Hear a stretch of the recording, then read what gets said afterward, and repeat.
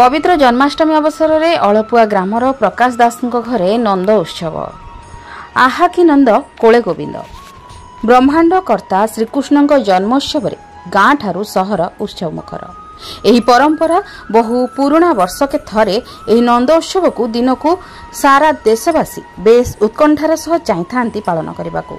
सेही भली एक आध्यात्मिक परिवेश सृष्टि होइतिबार देखिबाकु मिलिछि केन्द्रापड़ा जिलार पटामुंडई ब्लॉक अंतर्गत अलपुआ ग्रामर प्रकाश दास बासभवन में। जन्माष्टमी उत्सव को बहुत धूमधाम रे पालन करथिले सपरिवार सह ग्रामवासी। भाव भक्तिपूर्ण कृष्ण प्रेम रे समस्ते निजको हजाई दे लीलामयंक शरणापन्न होई जाइथिले। एही कार्यक्रम रे कैलाश चंद्र दास, सुभाष चंद्र दास, प्रकाश चंद्र दास, सरोजिनी दास, सौम्यरंजन दास, शिवानंद दास, रश्मि रंजन दास, उल्लास रंजन दास, प्रशांत कुमार नायक, समिता नायक, स्वर्णप्रभा नायक, शुभ्रांशु शेखर नायक, रश्मि रंजन परिडा, देवव्रत महांती, दमयंती दास, प्रतिमा दास, साई रियांश दास प्रमुख प्रभुंक सेवारे निजको समर्पि देथिले।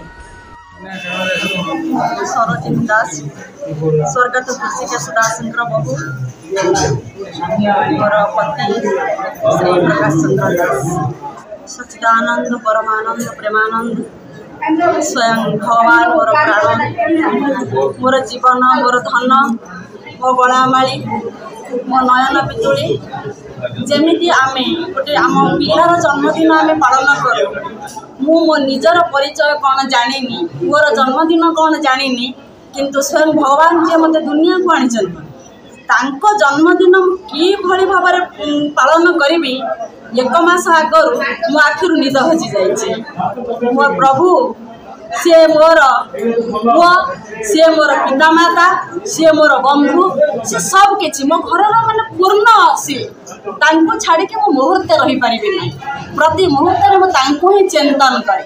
आज तांको जन्मदिन अवसर से हरि के मो प्रार्थना करुछि मो राधा माधव को से हरि ही भलरे रखन। विश्ववासी प्रार्थना करी विश्वर कल्याण पाई हरि समस्त को घंट घोड़े रखी था। माँ राधा रानी पणत कांड समस्त को बांधिकी रखी था। सौम्यरंजन दास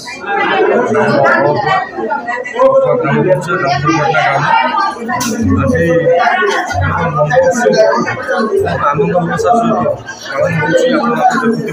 बहुत मात्रा ग्रामवासी परिवार बंधु समस्त आनंद उल्लास योगदान कर गोटे भगवान गोटे माहौल यहाँ हूँ मानने प्रभुंर स्थान समस्त मानते स्वागत कराई माने खुशी मन में स्वागत कराई अन्नप्रसाद चली भगवान कार्यक्रम चली संध्या कार्यक्रम देखो सका तो प्रथम है ग्राम परिक्रमा है माँ स्वागत है शोभा यात्रा संपूर्ण ग्राम परिक्रमा कले स्नान करागले माँ राधाराणी माँ प्रभु जगतकर्ता श्रीकृष्ण घरे विराजमान केते वर्ष है पूजा में विगत 20-25 वर्ष धरी चली।